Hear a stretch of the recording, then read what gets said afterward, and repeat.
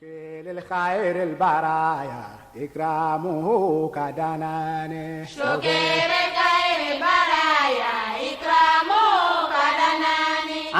ala tanu kabara sebeke kabare kada andaba alaye kasali chaya ala tiraka yasa ana hera soro kiyama shokere kaere baraya ikramo kadana. Bismillahirrahmanirrahim. Chers téléspectateurs francophones de la MTA, assalamu alaikum wa rahmatullahi wa barakatuh. Wa alaikum salam wa rahmatullahi wa barakatuh. Vous suivez le programme de Ciel Nouveau. Ciel Nouveau émet des émissions qui sont relatives à la société, à la tradition, aux croyances qui se sont immiscées dans la pratique de l'islam. À l'image du Ciel Nouveau évoqué par la venue de l'imam Mahdi alayhi salam, cette émission met beaucoup l'emphase sur les enfants. Il tient au bon développement de l'enfant, tant physiquement que spirituellement, donc sur le plan éducationnel. Beaucoup d'hommes veulent des enfants, mais quand ces enfants viennent au monde, on voit que ces enfants sont beaucoup négligés. Il y a des parents qui donnent tout à l'enfant, croyant gâter l'enfant, en griffe. Ça, c'est l'un de nos thèmes. Je l'aime trop, donc je lui donne tout. 10 ans, l'enfant devient quelque chose d'autre. Aujourd'hui, à Ciel Nouveau, avec nos invités venus de la Côte d'Ivoire, Mourabi, Soro Alassane et M. Chérif Mamadou, assalamu alaikum wa rahmatullahi, bienvenue à vous. Wa alaikum salam wa rahmatullahi wa barakatuh. La question de l'enfant aujourd'hui dans nos sociétés, c'est un grand souci au niveau éducationnel pour tous parents. C'est quoi l'enfant dans son éducation? Je dis bien, c'est quoi l'enfant dans son éducation? A'udhu billahi minash shaitanir rajim. Bismillahir rahmanir rahim. Merci, M. Djabi Saïd, pour ce débat. Le sujet est intéressant. Vous voyez, aujourd'hui, la question de l'éducation, comment influencer un enfant, est devenue récurrente dans les débats. Oui. Les chaînes de télévision, ils en parlent, tout le monde en parle. Parce que le constat, il est amer. D'accord. Donc, il y a lieu de tenir ce genre de causerie. D'accord. Pour pouvoir former, éduquer notre Jamaat et la nation, toute personne qui nous regarde, pour que nous ayons sous un nouveau ciel, un monde nouveau. Et je dirais que l'éducation, ou comment influencer un enfant, c'est l'éducation d'un enfant, le thème est très large, mais un enfant, quand tu prends un enfant qui vient de naître, c'est un être humain qui observe. Il n'a pas d'expérience. D'accord. Il observe tout ce qui est autour de lui. D'accord. Il apprend tout ce qui est autour de lui. Il attend tout ce qui est autour de lui. D'accord. Donc, dans ce milieu, le langage, même ce qu'il dit, il parle le langage que ses parents parlent. D'accord. Un enfant ne peut pas naître en Côte d'Ivoire et il va parler chinois. D'accord. Normal. Il va parler la langue de ses parents. Ce qui veut dire ce que les parents vont dire au fur et à mesure qu'il enregistre les mots, les expressions, il va grandir avec ça et c'est ce qui va l'influencer. D'accord. Donc un enfant, dans son éducation, est beaucoup influencé par la famille. D'accord. Par exemple, pour cela, il faudrait que nous ayons une bonne cellule familiale. D'accord. Pour que nous ayons des enfants bien éduqués. D'accord. Mourabi Soro, c'est quoi l'enfant dans son éducation? Bismillahirrahmanirrahim. Au nom d'Allah, le gracieux et le miséricordieux. Comme nous le disons souvent, que l'islam est une religion parfaite. Et l'islam a donné solution à tous les problèmes. Vous savez, Dieu a envoyé le saint prophète Mohammed sallallahu alayhi wa sallam comme Rahmatun lil Alamin, une miséricorde pour toute l'humanité. Alors, si le saint prophète Mohammed sallallahu alayhi wa sallam est une miséricorde pour toute l'humanité, donc sa religion, qui est l'islam, doit nous enseigner toutes choses à la lettre. Avant de venir sur la naissance de l'enfant, d'abord, et l'éducation de l'enfant, même avant la naissance de l'enfant, qu'est-ce que le saint prophète Mohammed sallallahu alayhi wa sallam nous a enseigné? Quelles précautions les parents doivent prendre pour que leur progéniture soit sur les bonnes voies? Le saint prophète Mohammed sallallahu alayhi wa sallam nous dit que, avant de nous marier, avant de chercher quelqu'un que nous voulons vivre avec, c'est fasfar bizat din. Marions quelqu'un qui est religieux. Marions une femme qui est religieuse pour qu'elle puisse nous donner, pour que notre progéniture soit sur le bon chemin. Voyez-vous, si nous nous marions avec une femme qui est pieuse, une femme qui aime Dieu, qui aime le prophète Mohammed sallallahu alayhi wa sallam, et un homme aussi qui est pieux, un homme qui est pieux, qui aime Dieu, vous voyez que quel genre de société ils vont établir? Ils seront une société qui sera bénéficiaire pour tout le monde. Alors, nous voyons que si la femme est bonne, le monsieur est bon, ils vont nous donner des enfants qui sont bons. Et le saint prophète Mohammed sallallahu alayhi wa sallam dit Kullu mawlud yuladu ala al-fitra. Toute personne n'est neutre. Souvent, c'est dans nos sociétés, différentes maisons où nous vivons, souvent nous sommes influencés par ces gens. Alors, les parents doivent prendre leurs dispositions, leurs responsabilités en main pour pouvoir encadrer leurs enfants. Nous allons venir tout à l'heure concernant la responsabilité des parents. Mais M. Chérif, quand vous regardez cet état de fait, en fait, il a déjà abordé le thème, le mot que je voulais, la neutralité de l'enfant. C'est-à-dire, c'est quoi l'enfant dans son éducation? Il faut savoir que, chers téléspectateurs, l'enfant, il est déjà neutre quand il y vient.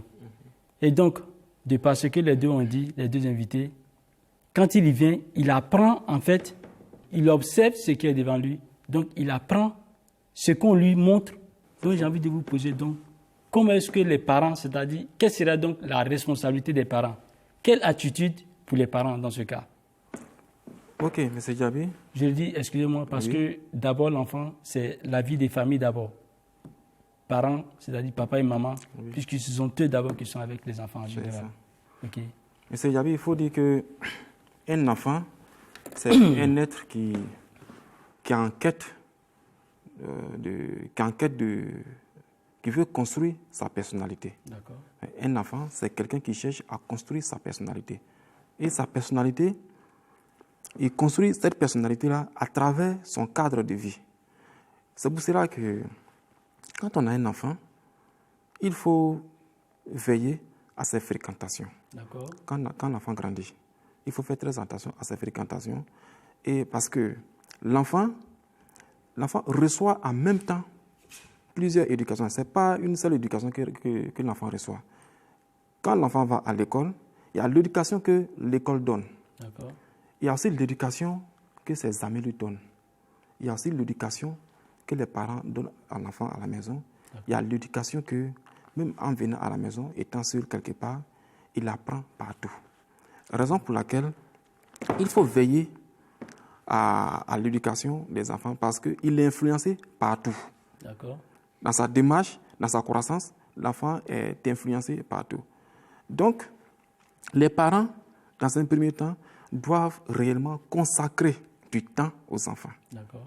Les parents doivent consacrer du temps aux enfants. Aujourd'hui, nous sommes dans une société où, je prends l'exemple d'une famille, monsieur travaille, madame travaille.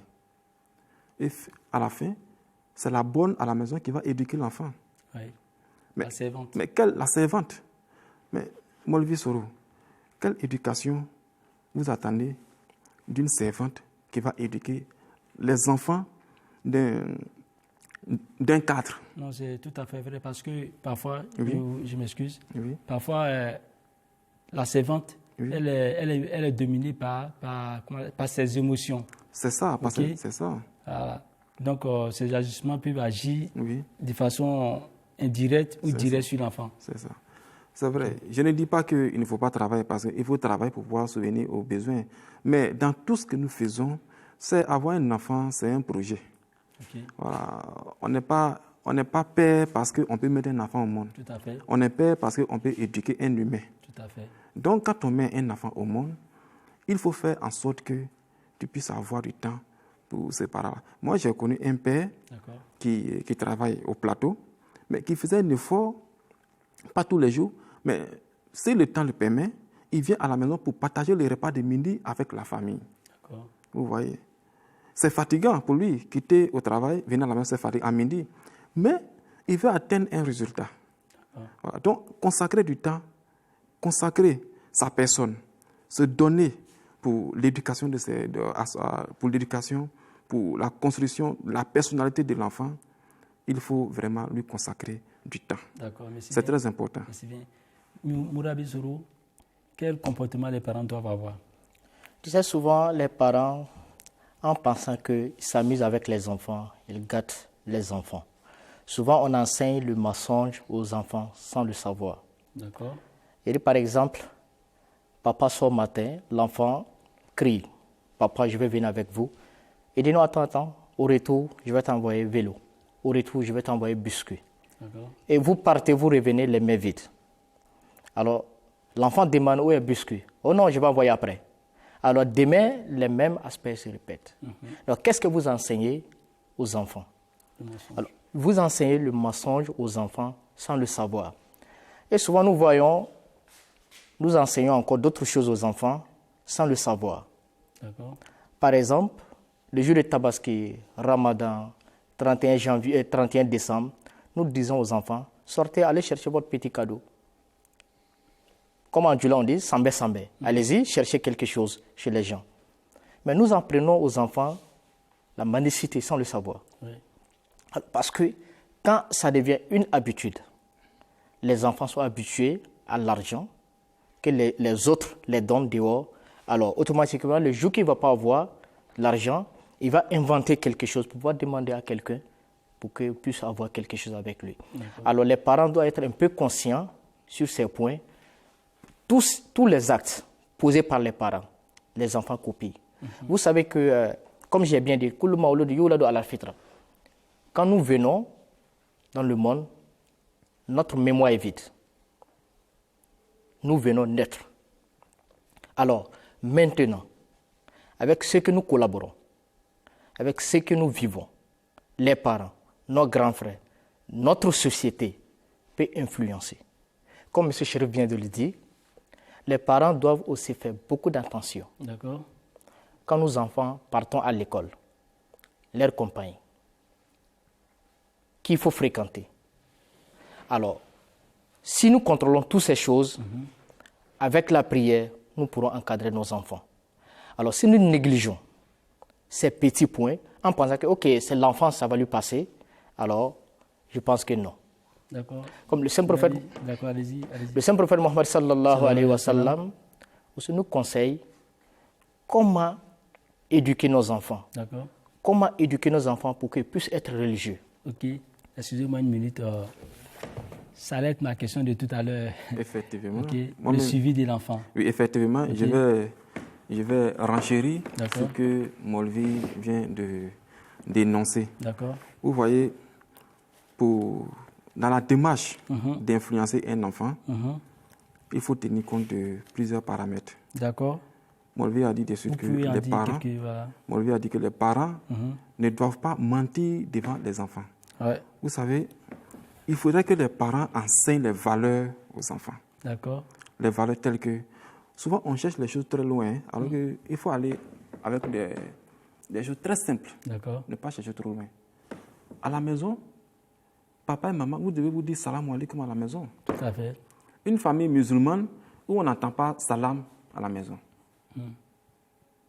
Donc, vous voyez qu'il y a un problème au niveau même de la famille. Mais papa et maman à la maison, déjà, le salam doit être votre salutation quotidienne. Tout à fait. Si vous sortez, salam. Vous entrez, salam. L'enfant aussi va apprendre le salam. Imagine, M. Djabi, vous venez chez moi, je suis à la maison avec ma femme, mon enfant quitte à l'école, et dit bonjour tonton. Vous serez choqué, c'est vrai. L'enfant, il est poli, il vous a salué, mais l'enfant aurait dû vous saluer avec la salutation islamique. C'est ce que vous attendez de mon enfant. Mais mon enfant vous dit bonjour tonton. Vous voyez, vous serez un peu choqué. Oui. Voilà. Donc, il faut enseigner ces petites valeurs-là aux enfants. Quand un enfant reçoit quelque chose, il doit dire merci. Il doit dire merci. Même dans ta vie, à la maison, quand tu es avec madame, évitez de vous énerver devant les enfants. Parce que ça les influence. Évitez de vous énerver devant les enfants. Ça les influence. Raison pour cela il faudrait que le dialogue soit votre mode de résolution des problèmes à la maison. Oui. Il faut privilégier le dialogue. C'est ce que vous enseignez aux enfants et aussi dans leur foyer, dans leur vie à venir. C'est ce qu'ils vont privilégier. Parce que l'enfant copie tout. Soit, on n'a pas besoin de grandes choses, mais c'est des petites choses qui sont qu'on peut facilement copier. Ça fait ça que les enfants grandissent. Voilà. Donc, je reviens pour dire que dans la démarche de la construction de la vie d'un enfant, il faudrait que les parents eux-mêmes d'abord ils montrent l'exemple. D'accord. Moulabi, tout à l'heure, vous étiez en train de parler du suivi de l'enfant. En islam, quelles sont les préconisations de l'islam concernant le suivi de l'enfant? C'est le prophète Mohammed sallallahu alayhi wa sallam a bien dit, vous savez, quand nous donnons la vie à un enfant, qu'est-ce que le prophète nous dit? Sallallahu alayhi wa sallam. Il dit, faites azan et ikama dans les oreilles de l'enfant. Les premiers mots, l'enfant doit attendre, doit être l'unicité de Dieu. Et le prophète Mohammed sallallahu alayhi wa sallam est le messager de Dieu. Alors, dès bas âge, pour ne pas dire bas âge, l'enfant vient au monde, les premiers mots que l'enfant entend, c'est l'unicité de Dieu. Alors, pourquoi l'enfant va grandir et puis ses actions sont contrairement à ce qu'il a attendu? Donc, c'est la société. Et puis, le prophète Mohammed sallallahu alayhi wa sallam, il dit après ça, quand l'enfant grandit, enseignez la prière à vos enfants à l'âge de 7 ans. Et si les enfants ne pratiquent pas la prière comme il le faut, à l'âge de 10 ans, essayez de les forcer un peu. D'accord. Alors, voyez-vous, si un enfant grandit dans ces conditions-là, ce sera très difficile qu'il laisse sa religion, qu'il néglige sa religion. D'abord, une maman pieuse, un papa pieux. Après la naissance, les premiers mots que l'enfant entend, c'est l'unicité de Dieu.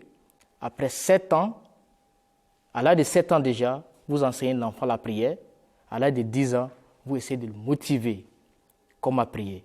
Alors vous voyez déjà que l'enfant est dans les bonnes conditions pour pratiquer sa religion. Voilà ce que le saint prophète Mohammed sallallahu alayhi wa sallam nous enseigne. Et je suis sûr, très sûr, que si ces mesures sont prises, les enfants seront les cadres et les défendeurs de la religion islam. Ok. Merci. Monsieur Chérif, j'ai envie de poser une autre question. D'accord. Je sais que vous avez beaucoup à dire, mais je vais vous poser une question. D'accord. Est-ce que, c'est-à-dire, les différentes balises que vous allez mettre pour aider l'enfant à s'éduquer, c'est-à-dire pour l'éducation de l'enfant, je prends par exemple l'étude coranique, amener les enfants dans un cadre islamique, cela garantit le succès de l'éducation de l'enfant. Vous savez bien que c'est le droit des enfants de les envoyer à l'école. Okay. C'est leur droit de les envoyer à l'école, c'est leur droit de les enseigner la religion, c'est leur droit de les éduquer. Alors, maintenant, ça c'est ce que on peut faire. Alors, on doit encourager aussi l'enfant de prendre ses dispositions pour pouvoir suivre ce qu'on dit, pour pouvoir suivre ce qu'on veut qu'ils deviennent dans la société. Alors, et puis, on peut accompagner les enfants avec la prière. Qu'est-ce qu'il faut faire? Alors, Dieu est là pour ça. Demandons à Dieu pour qu'il puisse nous aider. Nous avons fait ce que nous pouvons faire. Nous avons inscrit les enfants à l'école, on les a enseigné le Coran, on les a enseigné l'islam. Maintenant, Dieu, le travail reste pour vous, faites le reste. D'accord. Monsieur Chérif, je vous retourne la même question. Oui, ok. Molvi a abordé l'aspect religieux. D'accord. C'est tout à fait normal. Oui. Et encore effet de physique et de spirituel. Ok. Maintenant, un enfant, quand il naît, lorsqu'il a l'âge d'aller à l'école, la première des choses, d'abord, il a droit à une bonne alimentation Tout à fait. pour sa croissance physique. Il a droit à une bonne alimentation. Ensuite, il a droit à l'éducation. D'accord. Il doit être soigné lorsqu'il est malade. D'accord. Donc, une fois il est inscrit à l'école, il faut faire le suivi. Ouais. Il faut veiller à ses fréquentations, comme nous avons énoncé. Il faut veiller à ses fréquentations, ses activités extrascolaires, tout ce qu'il fait. Il faut lui accorder du temps. Mais pour influencer un enfant, dans la démarche, pour influencer un enfant, il arrive des fois où il faut rendre l'enfant responsable. D'accord. Il arrive des moments où il faut lui confier des tâches pour voir si réellement il a accumulé des leçons. Ouais. Voilà. Il doit passer aussi par des épreuves. Ouais, effectivement. Voilà. Il faut lui confier des tâches. Il faut avoir confiance à ton enfant. Ça compte beaucoup. Il faut avoir confiance à ton enfant. Souvent, il y a des parents, c'est vrai, on dit qu'il faut contrôler l'enfant, mais il y a des parents qui veulent tout savoir aussi. Tout à fait. Si tu veux chercher à comprendre tout, si tu veux tout savoir, ça va énerver l'enfant. Ok. Mais est-ce que dans la communauté islamique Ahmadiyya, Oui. il y a des appareils, c'est-à-dire des activités qui puissent permettre de façon nationale Oui. aux enfants d'être encadrés de temps en temps? Oui, effectivement, il y a beaucoup d'activités. Au sein de la communauté islamique Ahmadiyya, nous avons des ADFAL. Oui. Nous avons des ADFAL qui sont sous la responsabilité des Koudam. Donc nous avons des programmes pour des ADFAL, des programmes de formation. D'accord. Ils ont des programmes de formation. De même aussi, les Koudam ont des programmes de formation. Il y a aussi des programmes de rencontres, tels que les Jalsa, les Ishima, où les enfants se rencontrent, ils fraternisent, voilà, ils échangent. Donc, faire participer un enfant, les parents Ahmadis doivent faire participer les enfants à toutes ces rencontres-là. Parce qu'un enfant qui va à un Jalsa, un enfant qui va à un Ishima, il apprend beaucoup. Il sort un peu du cadre de la maison, il va découvrir la découverte. Voilà, la découverte, ça fait partie de la formation de l'enfant, le loisir. L'enfant a droit à ces choses. Donc, aller à des jalsa, l'enfant, il apprend beaucoup de choses. Non seulement c'est un cadre où il croise ses amis religieux, ceux qui partagent la même foi que lui, il se fait des amis. Donc, il grandit dans ce cercle-là. Vous voyez, il n'y a pas de génération spontanée. On grandit dans une génération. Tout à fait. Voilà, on grandit dans une génération et ce sont les générations qui construisent le monde. Effectivement. Voilà, donc, l'enfant, il faut rendre l'enfant responsable en l'amenant dans ces endroits. Et lorsqu'il va dans les jalsa, lorsque votre enfant va dans les ishima, il faut l'inscrire dans des comités pour qu'il puisse servir. Tout à fait. Il y a des comités de restauration, il y a des comités tels que nettoyage. Il faut qu'il soit quelque part. Il ne doit pas laisser se promener comme ça. Effectivement. Il ne doit pas laisser se promener. Même si c'est un petit, il faut le confier à quelqu'un pour qu'il puisse faire quelque chose. Même si c'est pour ramasser les ordures, il faut qu'il fasse ça. Il apprend quelque chose. Non, ça, il a envie de venir vers toi. Oui. Tu dois attirer ton enfant. Ton comportement, ton enfant doit t'aimer. Oui. Ton enfant doit t'aimer. Ton enfant doit être ton meilleur ami. Voilà. Il doit avoir à la maison l'atmosphère. En fait. Voilà. Il doit avoir une complicité entre toi et ton enfant. Jusqu'à tel point, les gens vont dire, mais attends, est-ce que c'est son enfant? Effectivement. Vous voyez? Voilà. Donc, des fois, il faut sortir à ton enfant. Voilà. Des visites. Voilà. Il faut sortir à ton enfant. Il faut lui confier de la responsabilité. Il faut le rendre responsable. Merci à vous. Voilà. Il ne faut pas laisser l'enfant comme un mouton, voilà, livré à lui-même. Mourabi, l'émission tire vers la fin. Quel mot de fin? Et que vous voyez souvent, nous disons que nous aimons nos enfants sans savoir qu'on les gâte. Tu trouves un enfant de 12 ans, 10 ans, qui est avec un Phoenix Hot 6 qu'il utilise. Et son papa est fier. Il dit que non, mon enfant vient de finir 100 SMS. Et il a pris pour son ami, il a fait 100 SMS. Il crie à qui? Alors c'est le truc, oui, quand on aime un enfant, ce n'est pas pour le gâter. Effectivement. Il faut aussi contrôler un peu l'aspect négatif de la chose. Okay. C'est ça, Hazrat Muslim Maud, radiallahu ta'ala anhu, quand il a fondé Khudam al-Ahmadiyya, qu'est-ce qu'il a dit? Il dit Kaumu ki islahi, najwanu ki islahi bighair, nahi ho sakti. Ce qui veut dire aucune nation ne peut se réformer sans la réformation de sa jeunesse. Alors, si nous voulons nous réformer, si on veut avoir une nation qui va travailler pour l'islam, qui va servir l'islam, il faut que nous formons notre génération future dans les bonnes conditions. Oui. Et on doit les surveiller, on doit savoir ce qu'ils font, et on doit prendre soin de leur éducation. D'accord. Monsieur Chérif Modifin, très rapidement. Comme Modifin, je vais dans le même sens que Molivier. Aujourd'hui, il est difficile de contrôler un enfant. Parce que nous sommes dans un monde dominé par des appareils. On ne sait pas quelles sont ses amitiés, avec qui il communique sur les réseaux sociaux. Donc, ce que moi je conseille, c'est-à-dire, tu prends chaque fléau par fléau, tu l'expliques quand tu dis, voilà, si tu fais ça, voilà ce que ça peut donner comme conséquence. Si tu fais ça, voilà ce que ça peut donner. Il faudrait qu'il y ait un débat entre toi et ton enfant. Si tu fais ça, voilà ceux qu'ils ont comporté de la sorte, voilà ce qu'ils sont devenus. Montre-lui les causes, les conséquences. Tu prends chaque fléau, tu lui montres les causes, les conséquences. Vous communiquez. Au moins, il est préparé mentalement.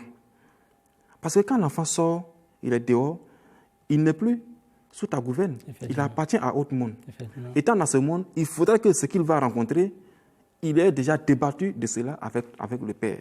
C'est pour cela que je reviens encore pour dire il faudrait que le dialogue soit notre nourriture quotidienne avec nos enfants et faire de nos enfants nos meilleurs amis. Merci bien à toi. Merci. Chers parents, vous avez tout fait pour vos enfants. Vous avez tenté de les mettre sur les bonnes voies. La finalité appartient à Dieu.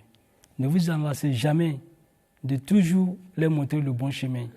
Faites ce que vous avez à faire. Faites-le religieusement et Dieu fera le reste. Et pour ceux qui pensent qu'ils ont un cas désespéré, que le mettent en prière. Dieu viendra toujours en secours si ça lui plaît lui-même. Chers parents, l'éducation des enfants, comme vient de dire le missionnaire, la jeunesse, c'est-à-dire la réforme d'une nation, ne peut se faire sans la réforme de sa jeunesse. Les enfants d'aujourd'hui sont les adultes de demain. Influençons-les positivement. Assalamu alaikum wa rahmatullahi wa barakatuh. Merci, chers invités. Merci. للخير البرايا إكرامه كدناني شكر خير برايا إكرامه كدناني أنك على تنو كبار سبك كبار كدا أندب علي كسالي جايا على تيركا يا سانا هيرا سوروكي ياما شكر